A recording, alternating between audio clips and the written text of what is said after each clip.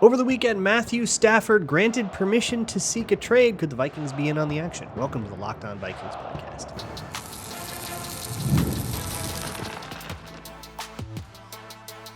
You are Locked On Vikings, your daily Minnesota Vikings podcast, part of the Locked On Podcast Network, your team every day. Hello, everybody. Welcome to the Locked On Vikings podcast, where we're always trying to learn something new. It's part of the Locked On Podcast Network, your team every day. And thank you so much for making Locked On Vikings your first listen of the day every single day. Today's episode is brought to you by FanDuel. Right now, FanDuel customers get $150 in bonus bets if your first $5 bet wins. It's peak stupid season here. You get around late February. It's cold in a lot of places. People are inside. They're bored. I know it's been like that in Minnesota the last week. And you just see people get bored. And you see people, like, it's been long enough since the season ended. Season ended 6 weeks ago, right? So we've had a long time to talk about J.J. McCarthy and Sam Darnold and the franchise tag and what would a contract look like and all that. So we've done like that episode of every single thing. And so people are running out of topics. And, you know, what would J.J. McCarthy be like as the starter? What would Sam Darnold be like as the starter? Maybe you spent a little time on Daniel Jones, but now a new idea is here and everyone wants to get a piece of it. So here's the deal. Something's going on in Los Angeles. They're trading Cooper Kupp away. We've actually discussed that as an option for the Vikings as well. Be a weird one, but it wouldn't not make sense. And then now Matthew Stafford has also been granted permission to request a trade. This is pretty stunning to me. I went on Locked On NFL and talked about the situation going, yeah, but like, surely they're not going to do, like, come on, like, you won a Super Bowl, is he going to retire a Ram? Like, please. And you just don't see quarterbacks like move out. Like you don't see them have, contract disputes. Like you'll see edge rushers have contract disputes. Like you're the quarterback. You have all the leverage in the world. But they're talking. Now, to listen to like LA media, like Jordan Rodriguez or Doug McCain on Locked On Rams, it doesn't seem as, you hear player given, permission to seek trade partners or to like negotiate with other teams. Usually that means like he gone, but at least Jordan Rodriguez is sort of trying to throw a little bit of water on the fire and say that like, well, that conversation was going to happen anyways. Now it's just going to be above board. Everybody gets to feel it out. Everybody gets to understand what the trade markets and stuff would be, what the packages would be. We all get to know what the value is. And we're really just considering this option, but everybody's still very much open to an extension. And I'm going to take her word on that. So all that said, that's not about the Vikings. The question is, could the Vikings be involved?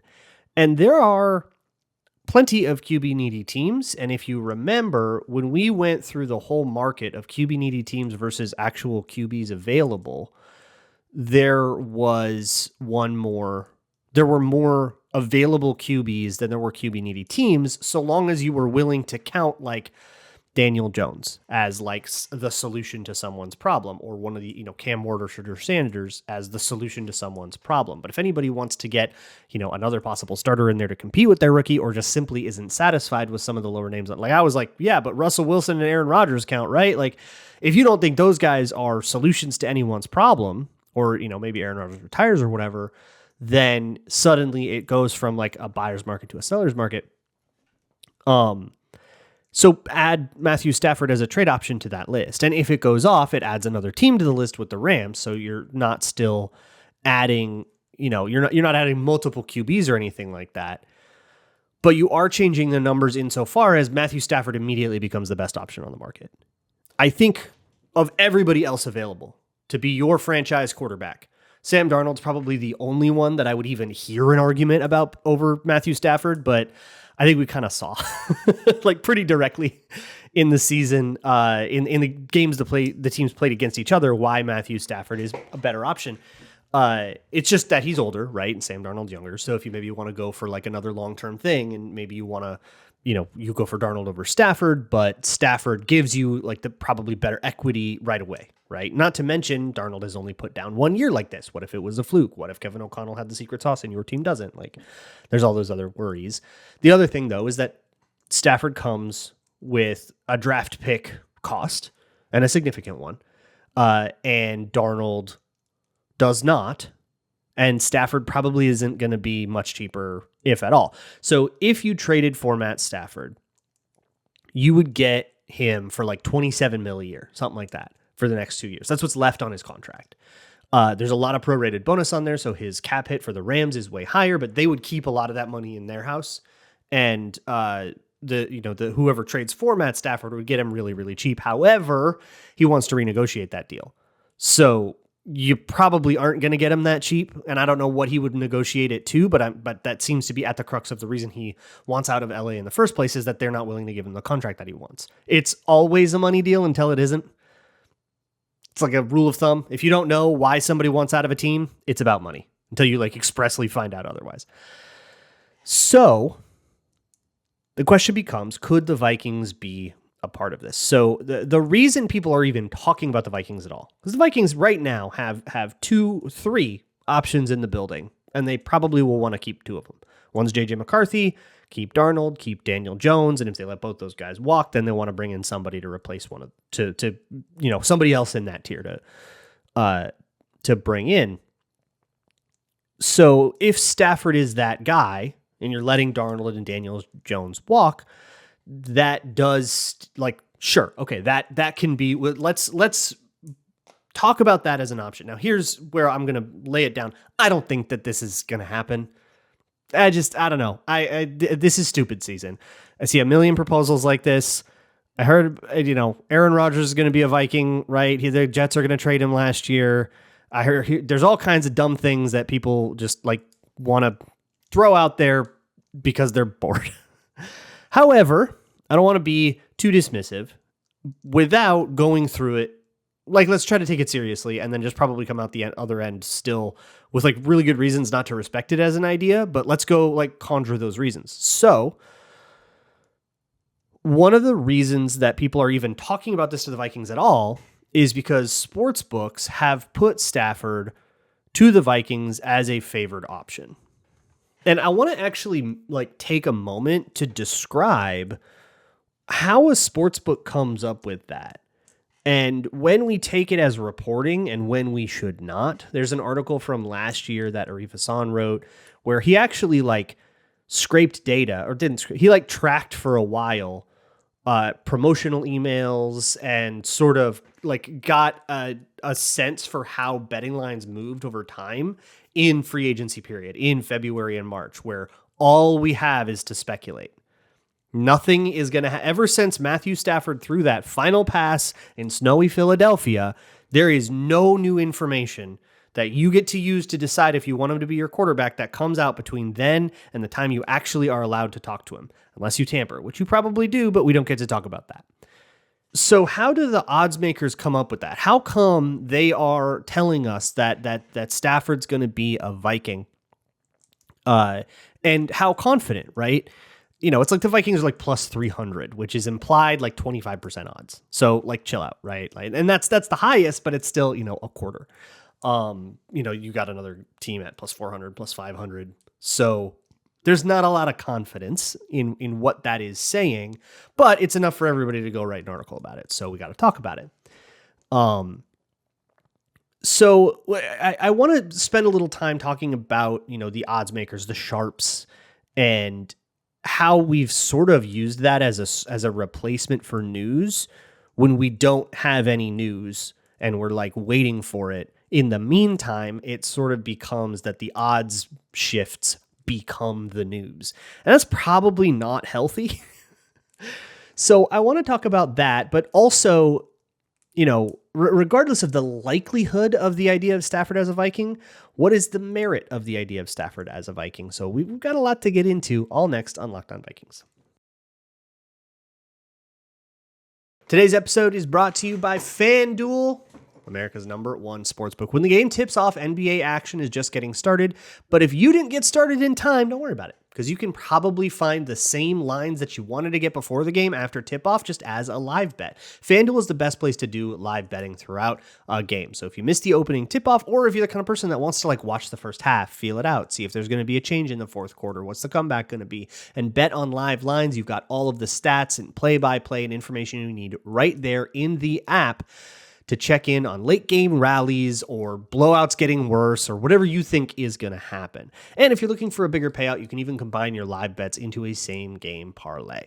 Right now, FanDuel customers can get $150 in bonus bets if your first $5 bet wins. Just visit FanDuel.com to join today. That's FanDuel.com for your shot at $150 in bonus bets. Make every moment more with FanDuel, official sports betting partner of the NBA. Moving on here with the Locked On Vikings podcast. Thank you so much for making Locked On Vikings your first listen of the day. Let's turn to the merit of odds makers for a moment. I'm going to go through a piece that Arif Hassan wrote last year on Wide Left. I occasionally contribute to Wide Left as well, so go check that out. But he set out to answer exactly the question we want to know, which is how often do betting markets get free agent signings right? I'll link this in the show notes. Please yell at me if I forget. I'll link this article so you can read it if you are a Wide Left subscriber. But if not, I'll give you the broad strokes. This was written in the context of Kirk Cousins, who this time last year, this was literally, it came out February 22nd, so almost exactly a year ago. Kirk Cousins were the pretty heavy favorites to land Kirk Cousins was going to remain a Viking. It was plus 150. And the next was plus 600, which is the Atlanta Falcons. 4 times as likely as the next team was the scenario where he would stay. Everyone just thought he would stay. Now, if you listen to this show, we kind of knew, and it was kind of weird that the odds were like that, because they had all but told us that they were going to let him, he's earned the right to be a free agent. Same lingo that they're using with Sam Darnold today. But from book to book, it varied quite a bit. So who's right? What's the deal? And here's the thing. When you see those sorts of, long list prop bets where there's many different, who will be MVP, right? What will be Matt Stafford's next team? And there's 10 different answers. Arif's research found that the bookmakers ended up with that player when it was a free agency thing. They got the favorite right when they ended up with the favorite 17.6% of the time. And considering that there's usually more than 6 options, it's actually a pretty good clip. But odds were actually worse whenever you isolated the markets to this time of year. And isn't that fascinating? That if you wanted to go make a bet on the favorite for where Matt Stafford would play next year, and you did it in October, you'd be dealing with something that's more correct than if you were doing the same thing in March. You'd be looking at odds that are all over the place. Isn't that fascinating? And again, this is a thing I have, and it happens with the draft too. We have too much time to think. Too much time to think, and we're too saturated with thoughts. This is an opinion on society. We know too much about each other. But we live in a society. But from the end of the season, from the Super Bowl, to the next time something happens is over a month. So we have a month to preview free agency, to talk about who goes where, who fits where, who should be valuable, who shouldn't be valuable, what should they do and re-sign, what shouldn't they re-sign.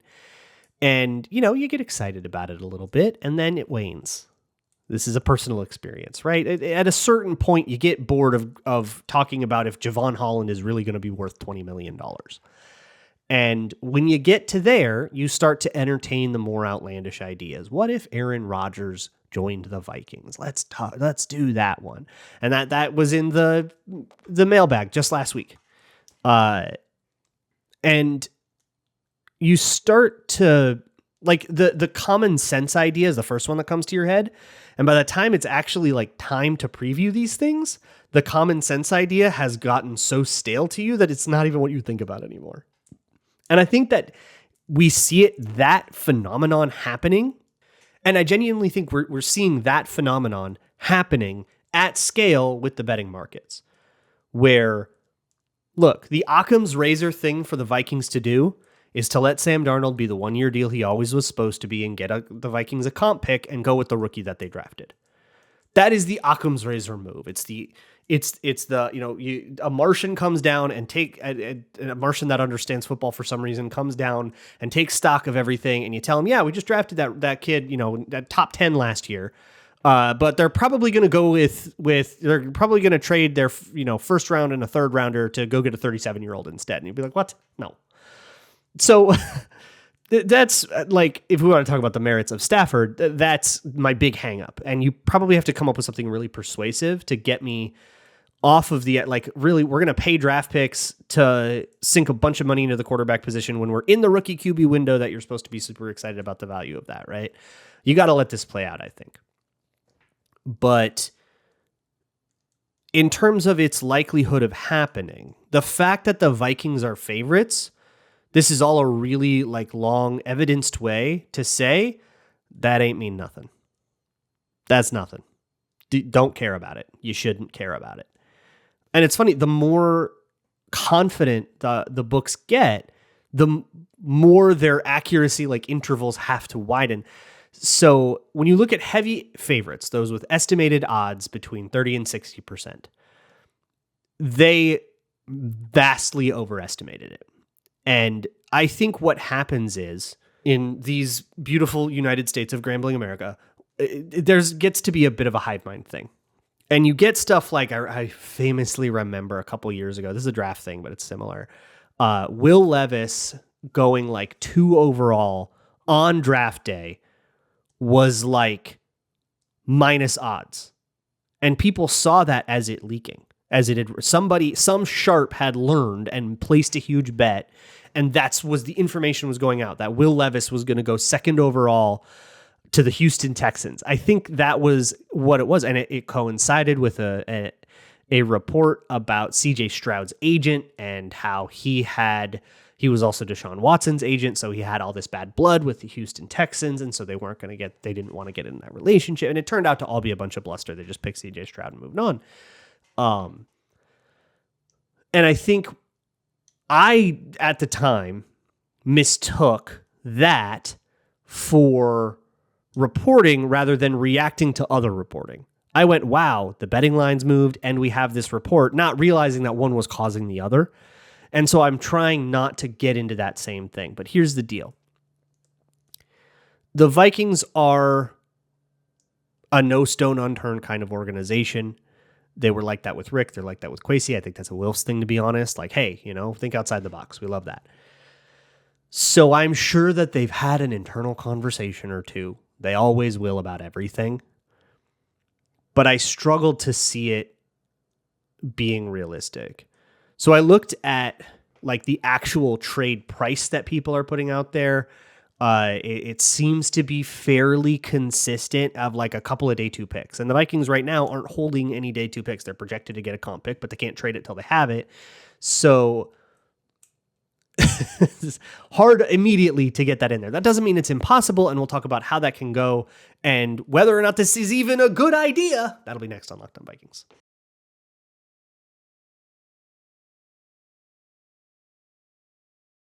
Moving on here with the Locked On Vikings podcast. Thanks so much for hanging out. Okay, so what would this trade actually look like? So there's a Bleacher Report like listicle that and a couple of other similar ones. I just wanted to see what people were saying. I don't know. Like, it's such a weird situation when a player is like announced that like we're going to trade him before you actually do it. When it becomes publicly available, we are shopping Matt Stafford.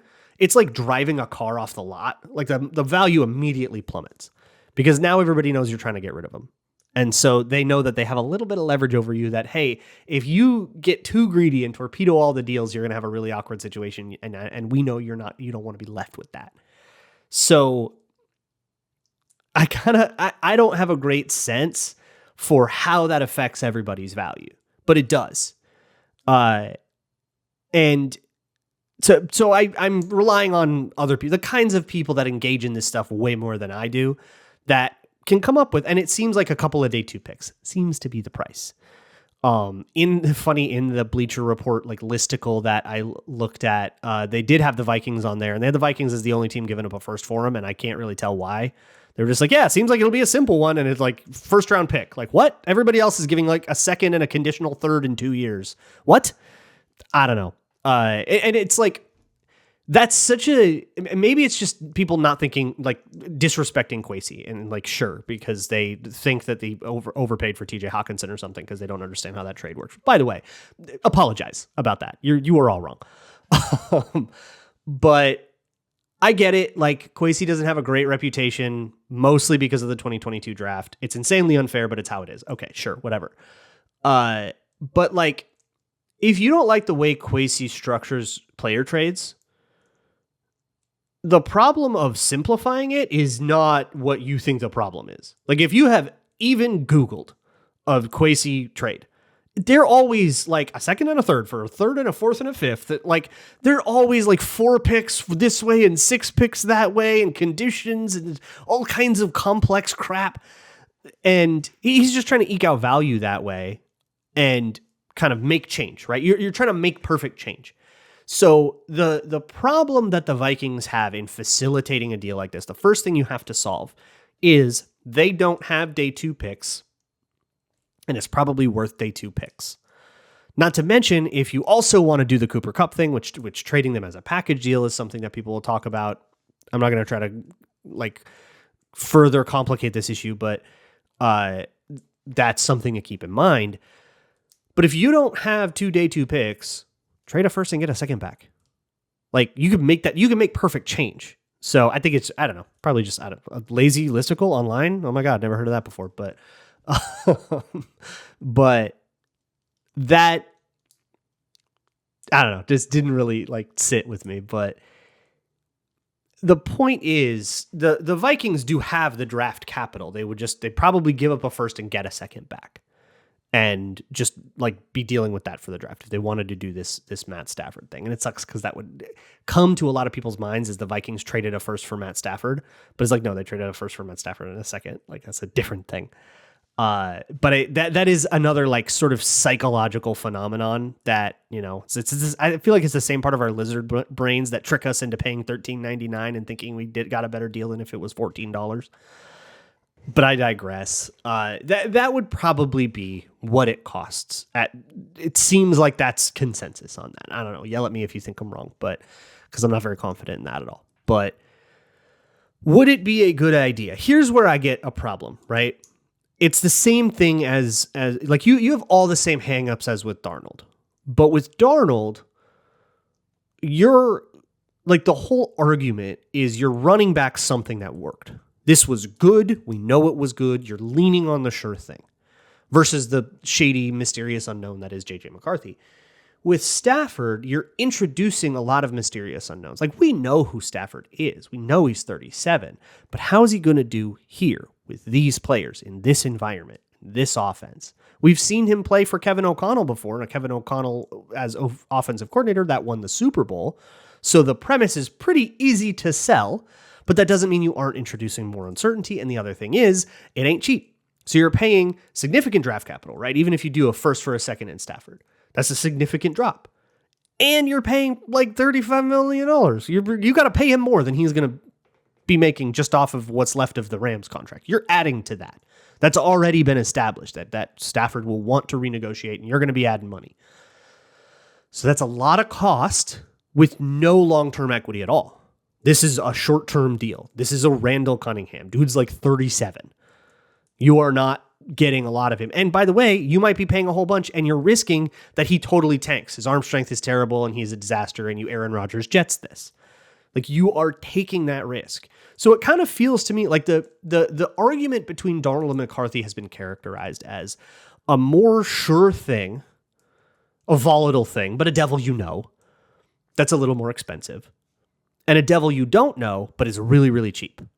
So do you want to save a little money and take the risk, right? And that's the deal that we are at. Plus, one is the franchise quarterback, and every national reporter, local beat reporter, everybody who's got any sort of beat on this situation has been very clear and in unison that J.J. McCarthy is the future of the franchise. And it's just a matter of time. Whether he's taking starting reps 6 months from now or 18 months from now has to do with all these other little short-term things. So Stafford has a short-term thing. Okay, fits that bill. But the idea of turning to your franchise guy while he's cheap, taking advantage of the rookie QB window, is the high reward for the higher risk of, yeah, but he's a rookie, we don't know him. Versus Darnold, the devil we know his strengths, we know his weaknesses, we know it worked pretty well, and it would be expensive. So what if we could get like a thing we don't know will work, but also paid a whole bunch for it? I don't know. I don't really see the point. I guess the premise has to be that you are buying into he has won a Super Bowl before. And that's a pretty weak argument to me.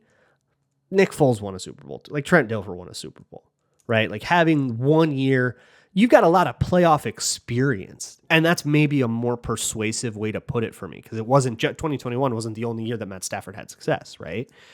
And as, part of like he is the ideal quarterback for this kind of system, this timing based, very consistent, very, everything is on time, in rhythm, where it's supposed to be and when it's supposed to be.